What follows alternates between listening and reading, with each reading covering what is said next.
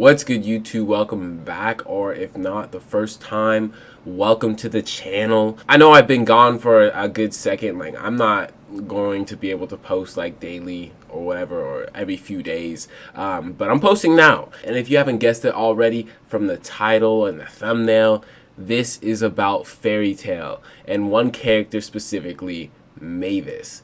Yes, Mavis. I'm making this video right now because she probably has one of the most criminally underrated backstories. Also, I should mention before I get started with this video that I have been sick for like the last 4 days or so. So my voice definitely doesn't sound the same. If you notice that, you notice that, alright? But it's not going to stop me from making this video. Alright, so I want to talk about General Mavis's backstory because after watching the whole Fairy Tail Zero arcs, like, it was just so hyped that I was like, okay, I have to make a video on this. Like, no one ever really talks about this backstory. And like, when people compare backstories of their favorite anime characters, like, she's not really a character that comes up. Because, like, honestly, like, she just has such a good backstory. Like, if I had to make a list of good anime backstories, she'd be not top. She'd be really high up on the list. Like, I'm gonna be honest, I haven't been the biggest fan of Fairy Tail. I'm not like Fairy Tail's #1 fan, or like super ecstatic to watch every episode and see Natsu in every episode and see what's going on. Like, it's just one of those anime for me, which is just like, okay, I'm watching this. This is good to watch. But after watching General Mavis's backstory, I'm just like, wow, this anime, it still is the same, but it's just that this is amazing. Like, I didn't think that anyone would have such a complex or like such a good backstory like this. I guess like what makes a backstory good or whatever, like tragedy, lying to themselves, like growing up, the whole thing. I'm just gonna shortly recap this backstory so that everyone knows exactly what I'm talking about. Alright.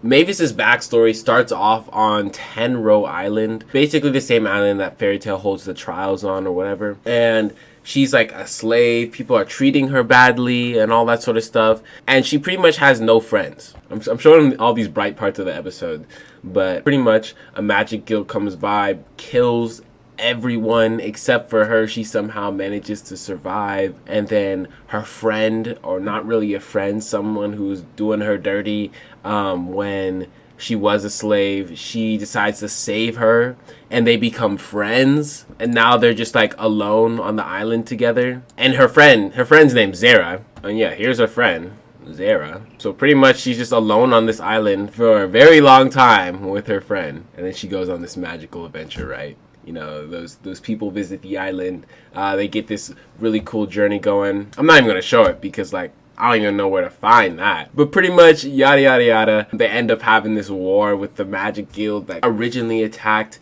Tenro Island all that long ago, and after searching for this medallion or whatever. This is just all part of the backstory. This isn't even like the best part of it yet. Like, I'm just gonna like skip ahead. So pretty much so pretty much she ends up fighting the guild or whatever, and things get bad, and she has to invent or like, you know, use for the first time fairy law. And then she does that to save her friends, of course. Like, this is pretty sick. And doing this permanently stops her from aging. To save a friend, she permanently stops herself from aging. I don't know the exact effects of the magic. I just know that, like, she now will no longer grow any taller, fully developed, or whatever. So, like, already a noble sacrifice. She's now stuck forever as a small little girl. But I think apparently she was 24 when this happened. Like, this is how she looked when she was 24. Or like, yeah, she was supposedly 24, but like, that's just what the internet says. I don't even really know. Okay. After she saves pretty much everyone and gains the respect of pretty much everyone, like, and the journey is pretty much done, she has this conversation with the friends she made along the way. And when I tell you this is like the biggest plot twist ever, well, maybe not ever. Pretty much, this dude, I forgot his name, he tells Mavis that Zara was never real. Like, she hasn't been real the entire time.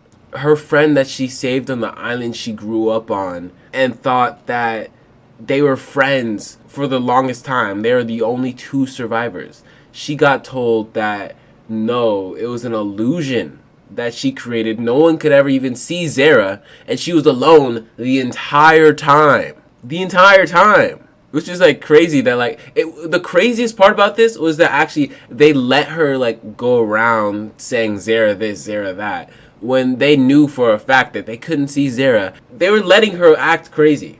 They were letting her act crazy. And then yeah, Zara's hiding in the background, but like she comes out, confirms the truth. She goes into complete shock, and then she goes into denial, right? And then the thing is, when you find out that something is an illusion, they no longer have whatever properties of you thinking they're not an illusion or something. So Zara just disappears. Oh wait, not like that though. Hold up. Okay, and then they pretty much have like this super heartfelt moment, right? They're like crying and talking to each other, which it's kind of weird to think about. Like, how is she talking to this illusion? Like, she generated this whole ass illusion, and she's been there with her entire life, right? And now she has to like pretty much say goodbye, and then she disappears up into this this little pink and blue rainbow cloud, whatever. Like, okay, going over everything that just happened, like that has to be like one of the best backstories. Like, it wasn't like big on like, you know, betrayal or anything, but it was more like this girl was going through something like really traumatic, right? And she made this friend, which she needed most for herself. She constructed it with her illusions and didn't even realize it. She made a friend for herself. And what makes it even like more crazy and more deep was that the friend was someone she thought she saved. So she thought this person was alive, but she just wasn't alive the entire time. And after watching that, I'm just like, wow. Like, what if I was like insane or something? What if one of my like longtime friends just out of nowhere told me that he was an illusion that disappeared from my life forever? Just like, I feel like I'd be like mad, pissed, upset, like confused, all the worst things. Because it's just so weird to think about, like someone that you've had in your life for so long just to walk out of it just because they weren't real the entire time. I mean, at least the good thing for Mavis was that she was able to like make actual friends before she found out the truth, or I don't think she ever would have found out the truth or whatever. I just think it was just like, you know, as far as like backstories go, like they didn't need to make it like so hard. Like they didn't need to make it such a good backstory. Like, but the reason I think that this is like a good backstory, because like I've seen a lot of backstories in anime. I don't know, I feel like a lot of backstories are revenge driven, or about like, you know, getting back at someone, why they want to achieve a certain goal or whatever. But Mavis just really wanted to make friends and find fairies. Like that's all she wanted to do with her life, but she couldn't really even do that for the longest time. And even when she had a friend and convinced herself she had a friend, like that, she didn't actually have a friend. Like that was an imaginary friend, but at least she didn't realize it. I feel like what makes a lot of backstories in anime good are usually like the type of trauma they're going through, or like the sudden shock of like what just happened, right? And I definitely think that there's like a lot of trauma that she was like powering through this entire time. But for how good this backstory is, I just feel like it's something that like no one talks about. Like easily the best backstory in Fairy Tail. But like I'm trying to also think about like maybe there's a different backstory, like a better backstory, where this person had like illusions as friends and was like convincing themselves that they're real, like a similar type of trauma. But I can't think of one, honestly. If there's like a backstory that's like Mavis's and you guys know what it is, like that's like the reason that this backstory doesn't get like as much hype as it should be getting or should have gotten, then like, you know, put it in the comments, because I truly can't think of a backstory that overshadows the Mavis backstory for like what it is, you know.